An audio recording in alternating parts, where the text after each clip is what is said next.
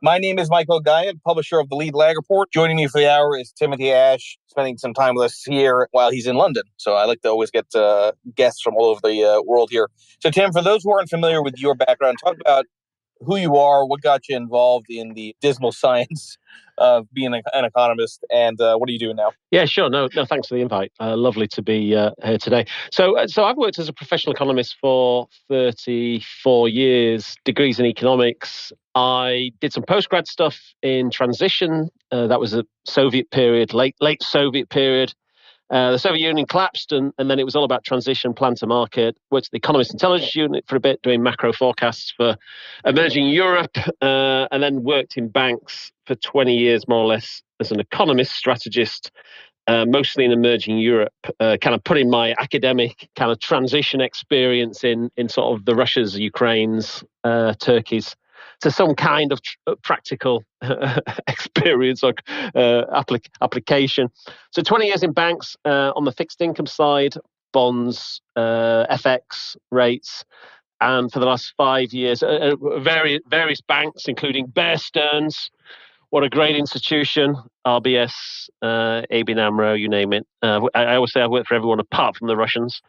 But anyway, and then for the last 5 years, I've been at Blue Bay Asset Management, based out of London. Blue Bay is a large asset manager, about 160 billion under management, owned by RBC, the Royal Bank of Canada. And my job basically is to advise portfolio managers who run funds at Blue Bay in terms of what to buy or not to buy and how to manage their portfolios in emerging Europe, but also I do GCC, North Africa, South Africa, Sri Lanka, Pakistan, lots of different countries. But my passion, I would say, and those that know me, is I guess Russia, Ukraine, Turkey. I write a Bloomberg blog on mostly on the Russia, Ukraine, Turkey stuff. And I was very fortunate this year to be asked to be an associate fellow of Chatham House. So I do that in conjunction with my work at Blue Bay.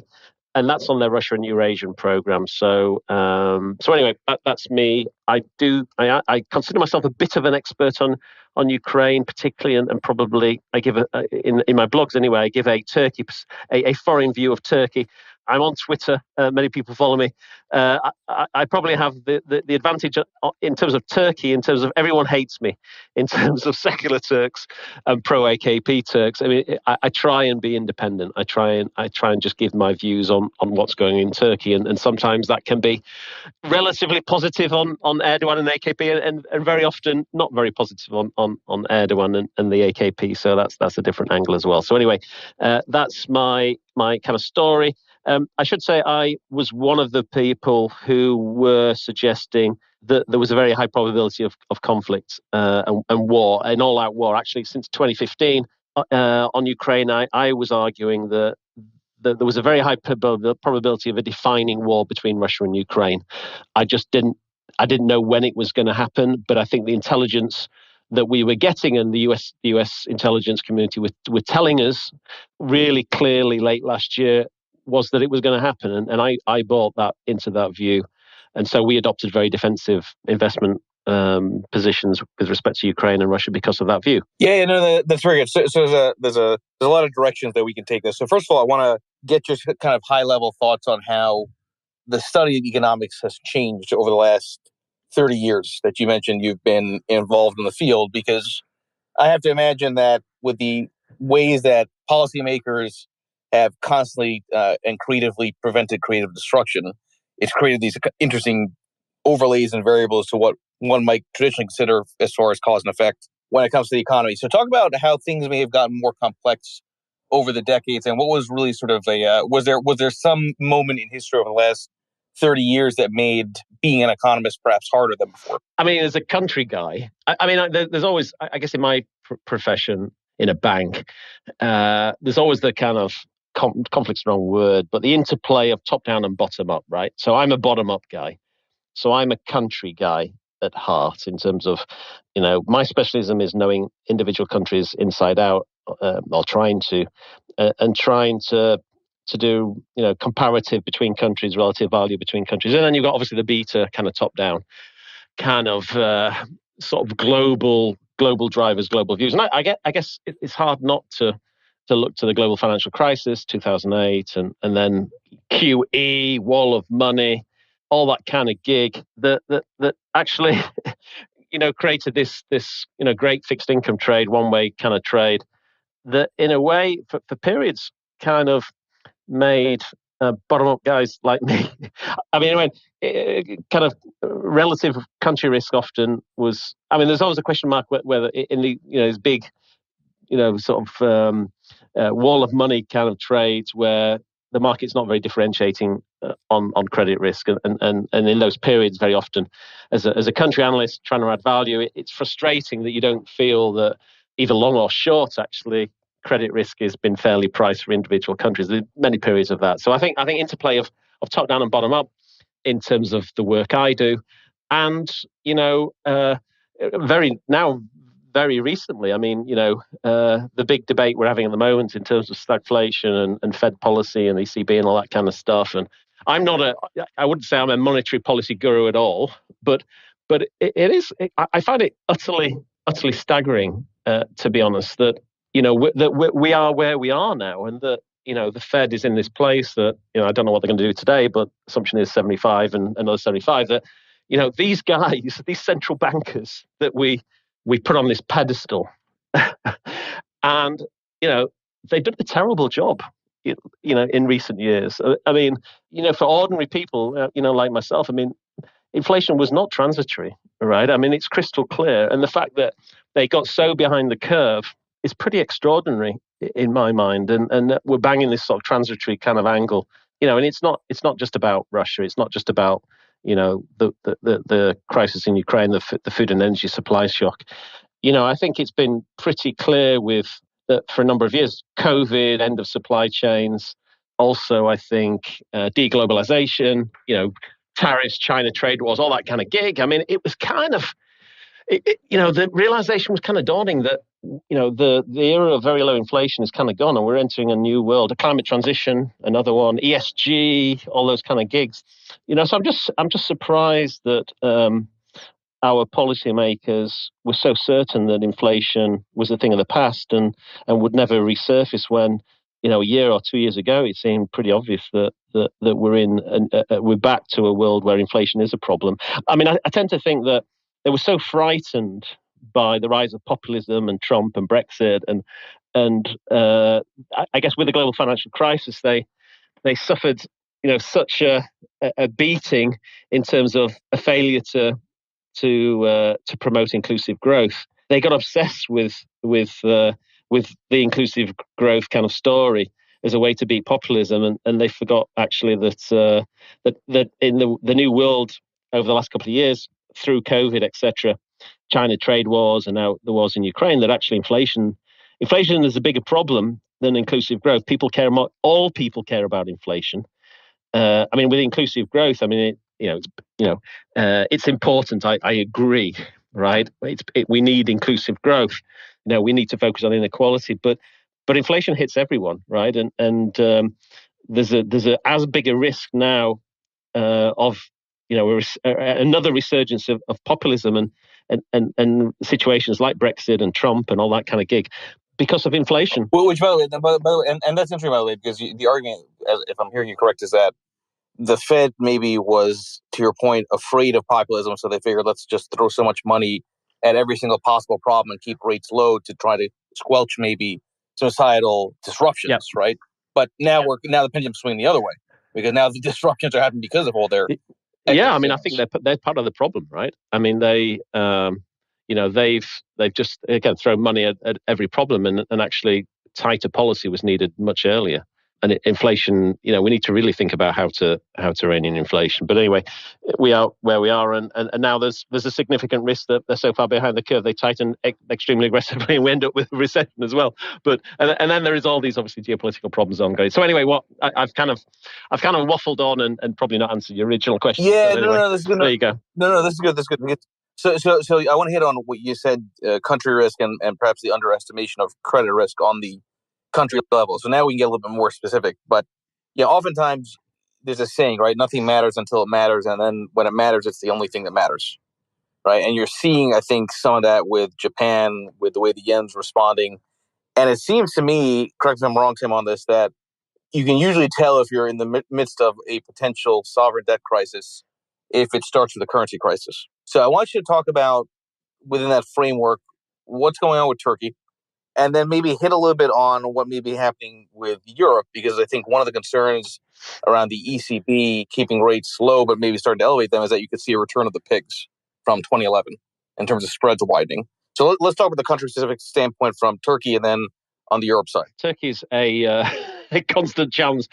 I mean, there's a temptation to think that in recent years Turkey's been in a constant balance of payments crisis, right? I mean, almost every day the FT has an article about the lira hitting new lows, right? And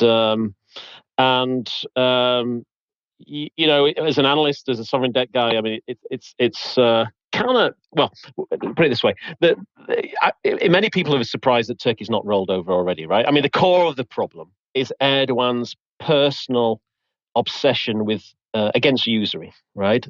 Against interest rates.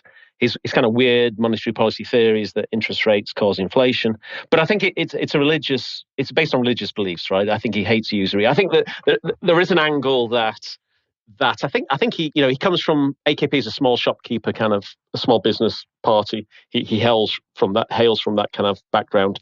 You know, in his mind, interest is a cost of business for those small shopkeepers, and when interest rates rise, the costs increase. So he thinks that, you know, if he can reduce interest rates, reduce costs, and they'll pass on lower costs in lower prices to their consumers. And I think he just doesn't get demand management, or if he does get it, in the end, Erdogan is always in an electoral cycle, right? He's always almost in election mode. What's worked politically for him in the past has been credit growth, right? I mean, low interest rates, boost credit growth, get jobs, construction, real estate, all that kind of gig, and GDP growth. And it's won him elections in the past. So I think a combination of those three things drive his policy. But in the end, we all, the growth inflation trade-off, he's always going for growth. And there's little focus on inflation. And, we have unsustainable position, wide current account deficit, large short-term, about 100, current account deficit probably is going to be 30 to 50 billion this year, not helped by the war in Ukraine, higher energy, food prices. And then a lot of short-term external debts, about 180 billion. So you've got about 200 billion plus of gross external financing needs. And they've got about 100 billion gross reserves, probably non-swap, non-gold, freely usable reserves, about 20 billion. And net reserves are minus 60 billion. So it's a bit like Lebanon. So you have this a guy at the top who doesn't believe in conventional monetary policy. You could say people like Lagarde and DM central bankers increasingly don't believe, or haven't proven to believe in orthodox monetary policy, and are not that eager in targeting inflation. But whatever. Well, but here's right, because it's almost like they're trying to use MMT policies, monetary theory, as a mindset without being a reserve currency. This is what causes 73% inflation year over year. Yeah, no, absolutely. I mean, but I'd say that this is a guy who's always in election mode, hates interest rates, likes growth, and is always running the economy on hot. And it's always surprising that the economy is not already, it's like a fast car going down a cliff with no brakes, right? I mean, that's the reality. And it's always a surprise that the car's not crashed already over the cliff, etc. The fact that he hasn't, I think, is a reflection of the incredible durability of Turkey, right? I mean, Turkey has some big strengths. Big strengths are good banking sector in the end, good bankers, very good private banks, very, despite the guy at the top being a kind of bit, I was going to say crazy, but you get the drift. A guy at the top who kind of doesn't believe in orthodoxy and runs, the economy always too hot. They're very risk averse and risk prudent. So you've got, good demographics. You've got very pro-entrepreneur, pro-business kind of culture spirit. Good region. Interestingly, Turkey's, has a good manufacturing sector. It's the only country that exports stuff to the wider region. A strong willingness to pay. I think that's kind of there. And actually, on the fiscal side, actually public debt is less than 40%. Pretty remarkable. And the fiscal is not that bad. We had some numbers just the last month. a 150 billion lira fiscal surplus, massive surplus, because of obviously helped by inflation, but I guess high nominal GDP growth always tends to help on the fiscal side. So it's not a it's a stop go economy. From outside, it always looks on the brink.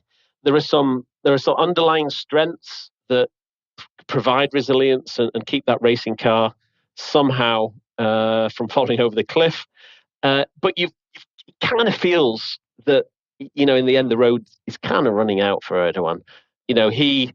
His opinion poll ratings are pretty low. It looks 64. Well, I was going to ask that question, right? Because there's typically an inverse correlation between inflation and approval ratings. Well, his poll ratings have been struggling for a while, even before the kind of spike in inflation. I think it was due to broader macro mismanagement. Not just I guess reflected in inflation. You could say ultimately that's kind of killing him.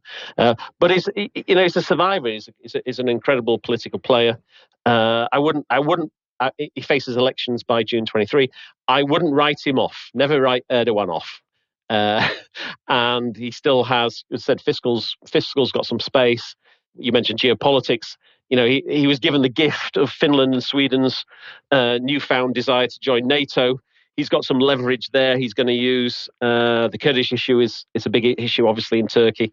So he's getting some political mileage out of that.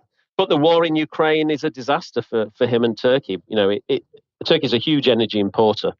Pre-war, probably around $35 billion a year annual energy imports. That's about 4% of GDP.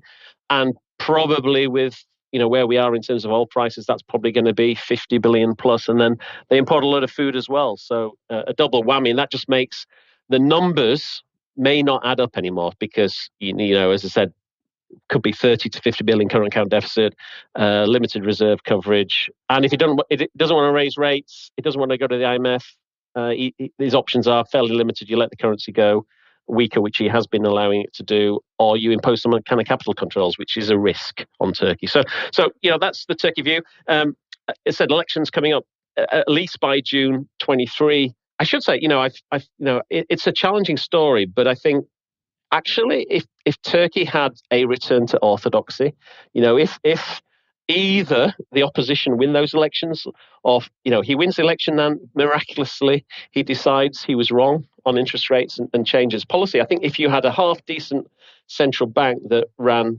orthodox monetary policy, which means higher rates, I think Turkey, would be a great story next year. I mean, I think it could be one of the investment stories in EM because of those strengths I mentioned, right? Public finances are in decent order, good banks, entrepreneurial spirit, good business environment, good entrepreneurism, good business environments, and a decent manufacturing sector, which would actually benefit from, there's a lot of talk of deglobalization and supply chains coming closer to home, and Turkey would be a beneficiary if companies decided to get out of China and Russia and move a bit closer to key markets in Europe. So they could be a winner. So certainly this election coming up in Turkey it has a potential to be a real game changer for Turkey, I think. So, it's interesting as you're talking, I'm looking up the credit default swaps on Turkey, 5-year CDS, and looks like today it hit an all-time high, right? So bets are increasing that there is some kind of sovereign debt crisis that could be coming from Turkey, but it's also seemingly coming potentially from a lot of other countries. I want you to talk about what's happening with Europe, the ECB, and how does country risk there within the zone impact any of your analysis? Because we know that usually when you have a country having some kind of heightened credit risk, it tends to not just be isolated to that one country. Yeah, well, I'm certainly not an expert on periphery. I've got enough problem countries in my space, but I'm a Euro. I've always been a Eurosceptic, but a Remainer, which is a bit of a complication. I mean, for me, the single currency was always a step too far, right? A single interest rate for all whatever very different economies. It didn't really add up, and now we have this fundamental problem in Europe where the ECB needs to raise rates aggressively. I would argue, like the Fed, like many other central banks globally. And unfortunately, the periphery can't bear the cost, right? I mean, because of their sovereign debt sort of history. So it's a struggle. I don't see how this is going to work out particularly. I mean, I don't think it's fixable, or that you can't kind of square the circle, if you want to call it. We've seen that today, really. I mean, in terms of in terms of communication, their answer is kind of a new bond buying program for the periphery. But policy rates need to go higher in Europe, and yet they kind of can't, right? So we all knew eventually. I guess they should. Well, I knew, but they should have known that. Policy rates are eventually going to have to go higher, right? Inflation is going to return eventually, and these structural vulnerabilities, which is obviously the periphery for Europe, and I'd say in the UK we have them in terms of the structure of the mortgage market as well. Not enough long-term fixes, too much reliance on short-term mortgage borrowing creates a big structural problem in terms of when you do need to raise policy rates. So I don't know. Again, I'm not an expert. I have to bow out and say I'm not a European periphery expert, but Europe. I really struggle to see how Europe is going to address the inflation problem when it's a continent of such different countries, right? Such very different countries in terms of their kind of consumer spending habits, money transmission kind of mechanisms across the region, etc. Sovereign debt profiles, you name it. But anyway, I'm in the UK now, so we've left. So I guess it's not my problem. We've got other problems in the UK. Right. I'm curious though about this point, Tim, about contagion. So let's say Turkey were to default, right? You think that's an isolated event? You think that has reverberations globally? Talk about how that country credit risk might impact, maybe in unintended ways, other countries. Yeah, look, it's still not my base case. If you, I forget now the EU average, but I think the average public sector debt GDP in the EU is definitely over 80%, right? And Turkey's is 40. So there's still a long way in. I mean, it's probably still a few balance of payments crisis in the future until we end up with a sovereign debt crisis in Turkey. I see another balance of payments problem. But okay, let's imagine a scenario where the lira, actually, 40% public sector debt GDP, but the structure of public debt has deteriorated in recent years. Now there's 2/3 in FX or FX denominated. So obviously, if the currency completely melts, then your debt ratio is going to increase. If we saw bank failures like we did in 2000, 2001, that's going to be a hit to the public sector balance sheet. If you assume that the sovereign's going to be on the going to have to pick up the tab for bank restructuring. So okay, I can see maybe with an extreme currency devaluation, we go from 17 to 30. Yeah, possibly, right? But anyway, okay. Let's assume the other angle is I've always thought Turkey's willingness to pay is very high. High willingness to pay because I'm going to say it, and it's a probably some people may feel uncomfortable with what I say, but I think Turks have always have this problem about perceptions in terms of, and I think it's fair. I think they think that Europe and Western whatever look down on them, and I think there's a lot of racism in Europe, and I think that drove Europe's, unfair approach to Turkish EU accession. I don't think they were treated fairly, but I think because they don't want those kind of racial stereotypes that have driven continental Europe's historical dealings with Turkey, I think they're very eager to prove those guys wrong. So I think there is a very high willingness to pay in Turkey because of that. And apologies if I've offended anyone for saying that, but the basis of my argument is that Europe is racist in its approach to Turkey. I don't think many people would disagree with that. I mean, actually, if you talk to, I have a lot of friends that are European and would probably agree with that view. But this brings me to kind of another interesting. But let me just finish off. Let me just in terms of, okay, let's assume there was a sovereign default in Turkey. The plus factor, I think, is that foreign exposure is massively reduced, right? I mean, if you look at the local debt market, I mean, Erdogan's crazy monetary policies has meant that very few fixed income investors hold Turk GBs these days, right? I mean, there's been a huge reduction in exposure. A sovereign default in Turkey, I don't think would be a huge surprise. You know, a lot of foreigners have taken a lot of risk off the table in Turkey. You have a number of foreign banks, Spanish banks, Italian banks that have exposure. But in the end, I think it's a small part of their overall balance sheet, right? So I don't think it would cause sort of regional and global repercussions particularly. But again, it's not my base case yet. But I think global markets could ride through a Turkey default. You know, okay, there would be some pain, but I don't think it will be a globally systemic event. All right, now let's pivot a little bit to Russia, Ukraine, and sanctions. I had Anders Osland several months ago talking about Russia, Ukraine, and the outcome of war, and we talked quite a bit about sanctions in that conversation. I don't know, maybe it's just me. I don't really hear too much in the news as far as discussions around new or more sanctions. What's your assessment of the success level of the sanctions that have been imposed on Russia in terms of doing anything to slow them down or maybe alter what could be the inevitable outcome? Well, you know, I'm a supporter of sanctions, right? I'm a supporter because, you know, what else have we got? I mean, it's not a great defense of sanctions, but, you know, Russia since 2007, 2008. I mean, when I think about sanctions, and people often ask me, you know, where are we going on sanctions? And I would say, well, you need to look at the direction of travel in Russia-Western relations, right? And I would say since Putin's Munich Security Conference speech in 2007 and then the Georgia war in 2008, the direction of travel has been pretty clear, right? Deterioration.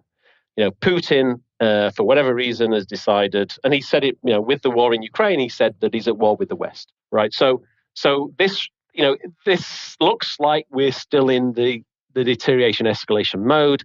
You know, if NATO is not willing to put troops on the ground in Ukraine to stop Putin, then what else do we have? You know, he was pretty clear. You know, there's been this debate, and you may have had it with Asland, and you know, Mearsheimer makes the case, and the Pope even said it kind of today. that there's this idea that somehow the West's to blame for this, right? That NATO overexpanded, that we, you know, and that was the Russian narrative. I totally and utterly disagree with that, right? But well, we can certainly debate that if you want to. But actually, I think what's interesting is Putin this week made it crystal clear. He told us, right? This is about enlargement. This is about recreating Imperial Russia, the Russian Empire, taking lands back that he viewed as his own. So it's not about NATO. It's about, you know, he thinks Ukraine is his. You know, it depends which point in history you want to define as the starting point. But, you know, Imperial Russia, you know, and actually the Soviet Union had influence well beyond its borders, and it depends where Putin's gonna where he wants to define it. But you know, Putin is in expansionary mode. That's a challenge to European security. You know, he's done lots of nasty, malign things against us. What do we do? What can we do? What is our response? Do we do nothing? I mean, is that our response? I would argue that our failure to understand the threat from Putin, our failure to roll out significant sanctions after Crimea and Russia's intervention in Donbass in 14-15, and continuing intervention in Donbass after 15 to actually the invasion also. You know, the Litvinenko, the Skripal, the cyber attacks, the election interference. You know, this guy's been at war with us for a long time. He hates us, right? This guy, you know, hates our system of governance, and he's on the offensive, he's on the attack. And we have to stop him, right? And how do we stop him? Well, you know, okay, we can launch a military assault. We don't want to do that. The only way is to hurt him through sanctions. And I think if we'd have had a stronger response before February 24th, you know, if you go back, Biden said the war's coming, and he warned Putin that the mother of all sanctions regime is going to get rolled out against Russia. The fact that we didn't really do anything serious before February 24th meant that the Russians didn't take us seriously, right? And were shocked when we actually froze CBR assets, when Swiss sanctions were rolled out on a significant number of banks, when Russia was kicked out of the Merrill Lynch equity indices and the JP Morgan fixed income indices. They never expected any of that to happen, right? And that's why the Russian market initially totally collapsed. They've come back since. They've figured out some ways to kind of try and stabilize the stuff. But these are very, very significant sanctions. Sanctions are not a golden bullet. They're one kind of tool in the kind of kit that we can use to counter Russia, but they impose a cost on him. And I think that this is a guy who he's in expansion mode. He needs a well-equipped, efficient Russian military with lots of kit. Sanctions will inhibit his access to finance. They will inhibit his access to technology. The Ukrainians are wearing down the Russian military machine. He needs to rebuild the Russian military, and sanctions will stop him from doing that. So one would hope eventually it will contain his ambition. And I would ask you one thing. Let's imagine what would happen if Putin had taken Ukraine. Let's say on February 24th, like the expectations that in a week, Ukraine would have been rolled over. So Putin had taken the whole of Ukraine. The Crimea playbook, right?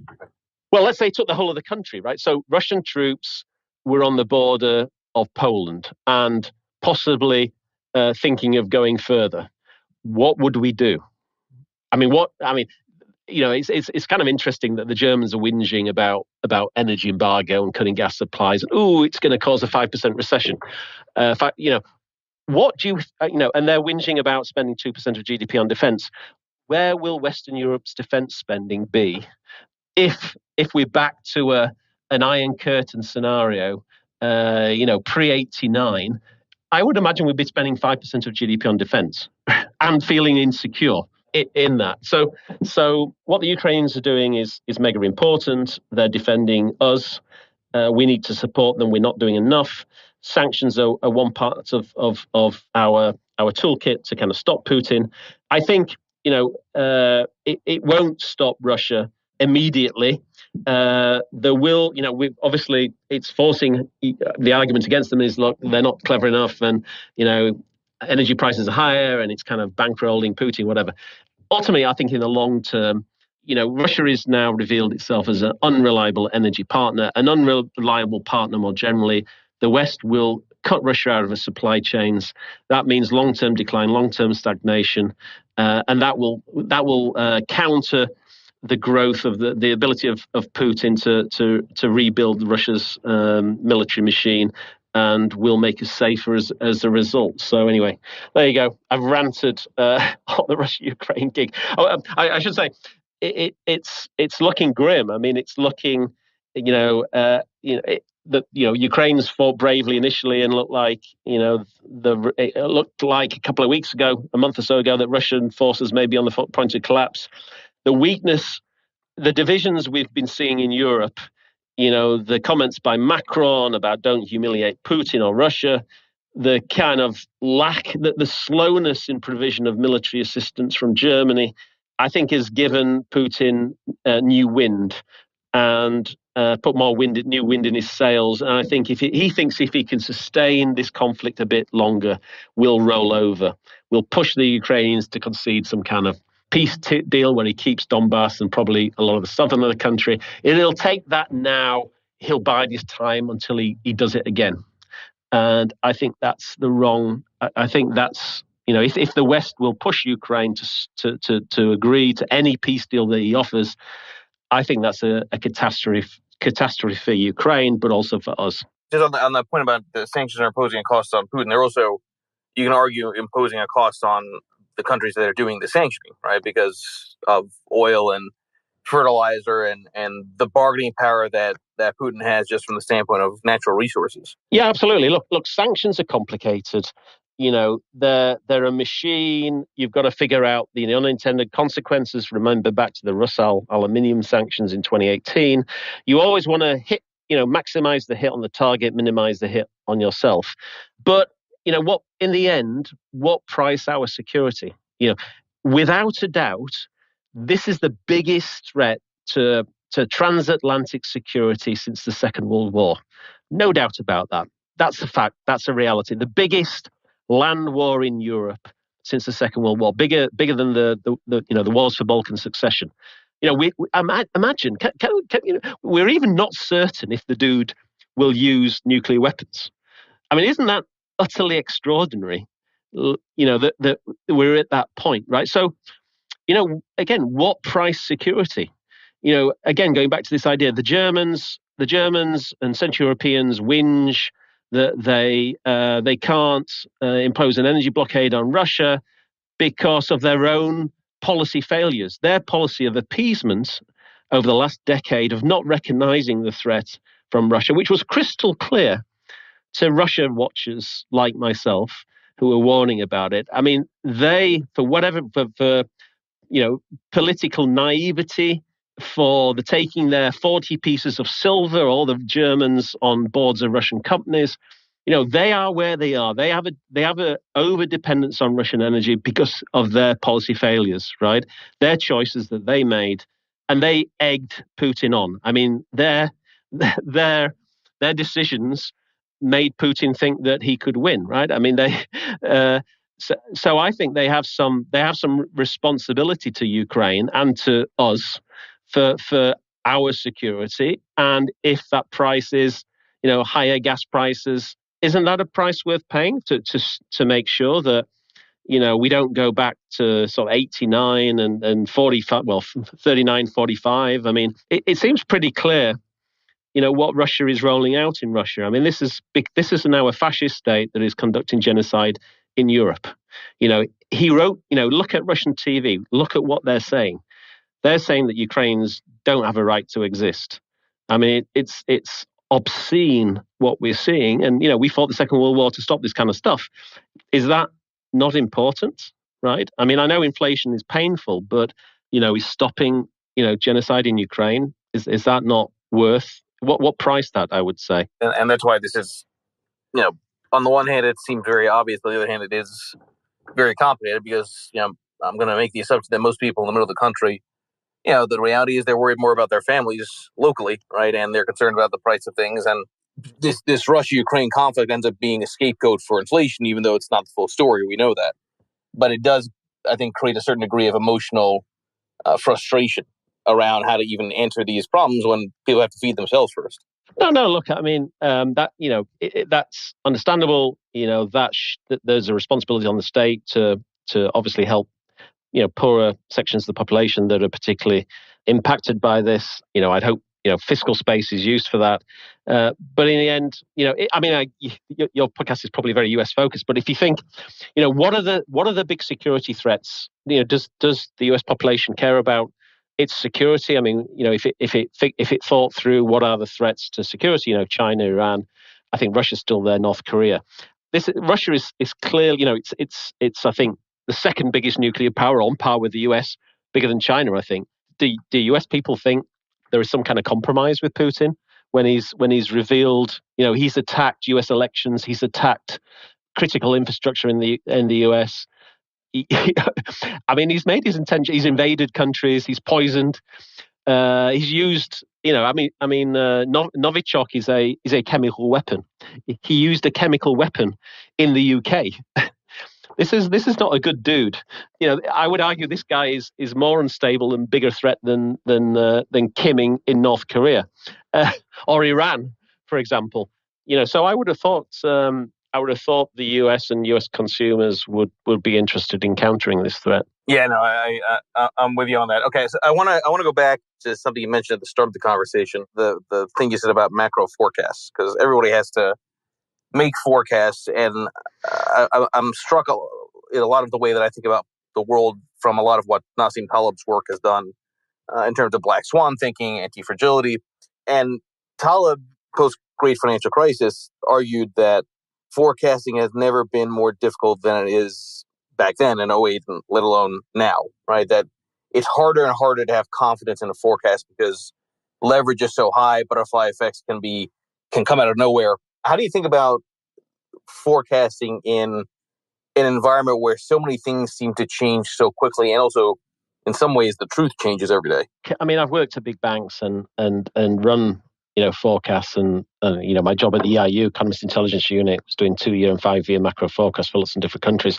And the bias is kind of mean reversion, and the bias is not to, because it's easier, right? I mean, you know, I mean, predicting crises, as when you're running forecasts, it's very hard to do, right? I mean, let's say Turkey. Going back to the Turkey story. I mean, is there going to be a balance of payments and sovereign debt crisis in 6 months' time? Right? It's pretty hard to come out. I mean, there are lots of pressures on analysts, particularly at banks, not to put their head above the parapet, right? Because you do that, you immediately, there's lots of, unfortunately, I'm not in a bank now, so I don't do forecasts. Blue Bay, we don't do forecasts that we publish anyway. But, as a bank analyst, you publish them. There's lots of banking relations. You can imagine, right? I mean, for the big banks, I don't want to mention any names, but say big US banks, they've got banking relationships in the country, and suddenly their economist comes out and says, there's going to be a crisis in this country. The government gets really upset. They lose all their investment banking business. In some of these countries, the analysts may feel security threats, right, by making those kind of statements. So it's one of the hardest things, particularly, I worked for 20 years in banks, and it's one of the hardest things to do, to come out and put your head above the parapet and forecast crises, right? Because you might be wrong, you might get the timing wrong, and again, there's a lot of pressure on you from within institutions not to do that kind of thing. Actually, for me, it was interesting, the Russia, again, going back to the Russia-Ukraine crisis. I mean, I was very vocal. I view myself as an expert on Ukraine. As I said, I've been long arguing about defining crisis, but I was very verbal and vocal kind of November, December last year that this war was going to happen, right? And I got a lot of criticism, a lot of flack. And, it just amazed me, actually, that so many investors didn't listen. I mean, don't mean don't listen to me. I don't mean that. I mean, I don't think I have the kind of clarion ability of some of the people you mentioned. But you think about it. You've had this decade of deterioration in relations and sanctions. You had the U.S. president, Biden. You had all the U.S. security dudes all coming out and saying basically very high probability war is going to happen. And many people stayed invested in Russia and Ukraine, right?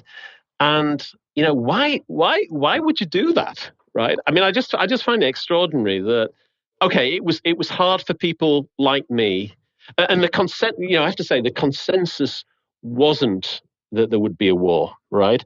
If you read the big banks, I'd say 90% of the analysis coming out of the banks was that there might be a bit of escalation, but there wouldn't be a full-scale war, right?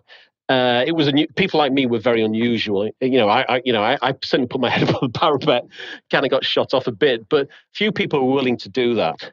Why was that? And I've asked people, and I think it was wishful thinking by some people. It was in banks pressure from compliance departments and legal departments. I find it staggering. I've read as a buy side guy now. I read sell side research. Right, it's a bit of an obsession with mine. Reading Russia research, the story pre-war, the story pre-February 24th always was ruble's such a great buy. Russian assets are fantastic, because of the balance of payments, right? And very often I'd read reports from sell-side banks that didn't focus at all on anything about geopolitics. It's like, dudes, wait a minute. The main, at least half the Russia story in the last decade. Okay, it's got a great balance of payments. I agree, right? Credible central bank. Small fiscal deficit, current account surplus before war. I'm saying 640 billion, 650 billion reserves. It looked like a screaming buy, but actually half the story was geopolitics, at least. And in the end, all the story's been about geopolitics. So why would you not write anything about that? And I've pushed analysts, and basically I've been told that compliance and legal departments didn't want them to talk about geopolitics or sanctions. How can you send a report out to your clients, right, recommending Russia, and you don't say half the story? So I think we've got a problem. I think many banks have a problem with compliance departments and legal departments, and I'd say they need to ask themselves why they got this so wrong. Actually, if the question's about forecasting, how come S&P, Moody's, all the rating agencies? I mean, they ended up, after the war, they downgraded Russia 7-8 notches. I mean, what does that tell you? I mean, that tells you that they got it completely wrong. how did they get it completely wrong when Biden told everyone that a war is going to happen, and the US intelligence was crystal clear, and we all saw the videos and the information. I mean, how can you get it so wrong, right? So again, I'm just, you asked the question, and it's not just about, it's not about global financial crisis and forecasting balance of payments crisis. This is a geopolitical event that the market got wrong and rating agencies got wrong, despite our governments being very clear in terms of what was going to happen. But it's interesting because I would argue that part of the reason that they got it wrong was because everyone is so entrenched in this narrative that there's this liquidity that has to go somewhere. There is no alternative. So anytime anything goes down big, that's something to be bought. Now, obviously, a lot of that has been countered this year, given the sell-off in stocks and bonds. But that mentality, I think, closer to the start of the year was still the overriding thing to consider when looking at anything that has a PE of price earnings ratio of like 4, which a lot of these Russian companies did prior to the war. Yeah, look, there is some of that in it. But I think also, it's difficult to write. It's difficult to write a scenario, to write bad scenarios, right? Do you know what I mean? It's like again, if I was a sell side analyst having to write about the Russia-Ukraine conflict, there's going to be war, and then what? What's going to happen? Sanctions. What's going to happen? The Russian economy. What's going to happen with Ukraine? It's going to be default. I mean, it just becomes pretty. You have to write a lot of stuff, and you might get the timing wrong, and then you might look a complete fool, right? I guess. So there's a bias to kind of stay among the pack. Don't put your head above the parapet. Whatever. I mean, maybe it's a reflection of bank analysts being relatively experienced, MiFID II, or the kind of, again, all the compliance pressures on bank analysts, all that kind of stuff. Maybe. What are some of the longer term implications beyond the kind of short term supply chain, food disruptions? What are you seeing that, from a longer term perspective, you think might be problematic that most in the media are maybe not addressing? Well, hopefully we can survive a nuclear war. That would be the positive. The war could go on a long time. I mean, that's an issue. It could. I mean, there's an optimistic scenario. I mean, Putin doesn't look particularly healthy. He is eventually going to die, right? There is a view that the next leader after Putin is going to be even worse, right? It's hard to find someone that could be worse than Putin, actually. And I think the next person will be given an opportunity to kind of resurrect relations with the West, right? I think whoever it is, unless it's someone like Kadyrov, the Chechen leader, who I don't think is likely, but even if it's someone like Patrushev, I think there'll be initial effort to kind of blame Putin for everything and reach back out to Russia. So I think it is very Putin centered. I know people think that Russia has changed and the population support this and all that kind of gig. I think the population support any narrative Russian TV kind of throw down their throats. So I think there is an opportunity post Putin. Interestingly, I think this crisis, there's a lot of focus on China and what this crisis means for the US-Russia relationship. I was fearful initially that, I was right on the war in Ukraine, but I thought that, China would possibly use it as an opportunity to go into Taiwan. I think that's less likely now, and I think it's less likely for a number of reasons. Firstly, Russia's kit has performed so poorly in the conflict. I think the Chinese and Russia supplies a lot of Russian military kit. They must be really worried about losing a war in Taiwan now. I think what we've learned is US and Western military kit. You can also go back to the conflict in Nagorno-Karabakh between Armenia and Azerbaijan. In it, Turkish, Israeli. In the end, Western military kit is still superior to sort of Russian Chinese kit. So I think they'd be nervous about a conflict. Secondly, they would be nervous also about sanctions. I think that's weighing on them. I think Xi is pissed off with Putin because I don't think he told him the conflict was going to happen. Xi's got his problem on COVID. He's now got a cost of living crisis in China. And, he faces the leadership transition, which is going to be kind of quite tricky. And I would watch for that. Friends around China tell me that Xi, it's not a slam dunk. There's a lot of unease in the Chinese Communist Party about his centralizing trends. That transition is going to be interesting. But actually, I think that this crisis, in a way, has provided an opportunity for an improvement in in China-US relations, right? China could have gone all in to back Putin, right? Putin, the Russian military is struggling with military re-equipment. The Chinese could backfill some of that, could help them. They haven't. Chinese companies have not gone out of the way to help Russia get out of sanctions. The Chinese clearly are very, very eager not to piss the Americans off. And I think they see this as an opportunity to kind of improve that relationship. I absolutely think, and your US listeners may disagree with me, but I think Jake Sullivan, this administration was, and I think Trump administration also was fundamentally wrong in terms of the hierarchy of threats to the US. I don't think China was not the most immediate and pressing risk to the West. Russia was. And I think that's been proven to be the reality. Obviously, China is a hegemonic threat it's a threat to US hegemonic dominance economically and eventually militarily. But that's like a decade or more down the line still. And I think this conflict has probably proven militarily it's further behind than I think the US imagined. The biggest threat to us is, and I think the biggest threat is Russia, not China, because Putin hates the status quo. The Chinese like the status quo, right? And what Xi, I don't think, appreciates from Putin's intervention in Ukraine is it shook up the nice status quo. It caused this cost of living crisis globally. It complicates Xi's domestic policy agenda. He hated that. So the Chinese are not on board with Putin, I don't think. I think they think that by not helping Putin out overly, there's a potential for some improvement in that relationship with the US. Maybe some tariff moderation, trade wars, maybe not as aggressive as they could be. So you asked me sort of bigger picture kind of story. I think there's an opportunity for some improvement in relationships with the Chinese. I think that Russia's not gone. I think post-Putin there's an opportunity there. The plus factor is I don't think Putin will win in Ukraine. I think he totally miscalculated the fact that the Ukrainians have proven willing to fight so incredibly, and we are providing them just about with sufficient weapons to stop the Russian assault. They've stood up to win, and they're a bulwark for our defence, and that's really encouraging. Ukraine will exist. There will be a country. It will be sustainable. It has the potential to be really successful because I call it, it's like Ukraine's State of Israel moment, right? I mean, they have no choice but to fight.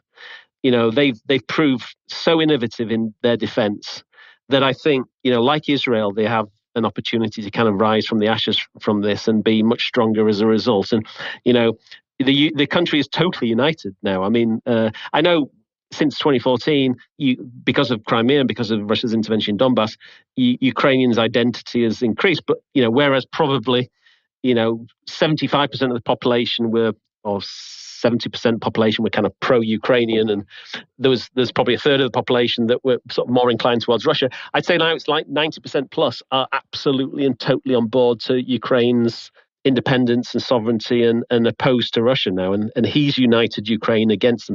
So he's not going to get much further. Ukraine's the line. We need to make sure Ukraine continues to be able to endure that. And beyond that, obviously, as you mentioned, inflation, it is absolutely a problem. I think central banks are behind the curve, obviously, particularly DM central banks. I mean, I was just thinking, discussing today, I mean, Central Europe and emerging markets generally, people are talking about in Poland, inflation going to 18%, right? Maybe 20% in the next year. And policy rates are 6%, and people are talking about terminal rate policy rates in Poland of 7 to 8%. How is that possible, right? How can you possibly have a chance of beating inflation if your policy rate is going up only, you think you can only maintain a policy rate of 8% when inflation is 18%? I just don't get it, right? And places like Central Europe had inflation problems pre-COVID, pre-war in Ukraine. So I think generally central bankers are massively behind the curve. They're in a real fight against inflation. Too many. We've seen. We focus on Turkey, and there's a lot of focus on Erdogan's erosion of independence of the Central Bank of Turkey and become politicized. Actually, globally, our central banks have become politicized, right? Why is Lagarde a politician? I mean, ECB head, right? I mean, we should have the best monetary policy expert in the European Union should be the ECB president, not a politician. I mean, that's just ridiculous in my mind. She's a lawyer and a politician, not an economist. I mean, how is that ever possible? I just can't get over that in my brain. Did she really do a great job at the IMF? What did she do that's a broader issue. We could talk about institutions and how come the IMF, is the best person should be hired to run the IMF and World Bank. The best person should be hired to run the ECB and the Bank of England. And I'm not sure that's necessarily the case. And it worries me that we don't necessarily have that cadre of proven inflation fighters at central banks. It's a crew that, and I'm going back to what I started off in terms of their focus on inclusive growth rather than fighting inflation. And they've lived through an era where it was easy stuff about cutting rates and printing money. They didn't actually have to make difficult choices, which they are going to have to make now. Yeah, I think that'll be the name for another space. It's where have all the hawks gone? Right, I think that's the way to frame it. So, listen, everybody that's here, again, please make sure you follow Timothy here on Twitter. Tim, I appreciate the flexibility on rescheduling this. Very much enjoyed the conversation, and everybody enjoy the rest of your day. Thanks, Tim. Appreciate it. Cheers, yeah. Bye.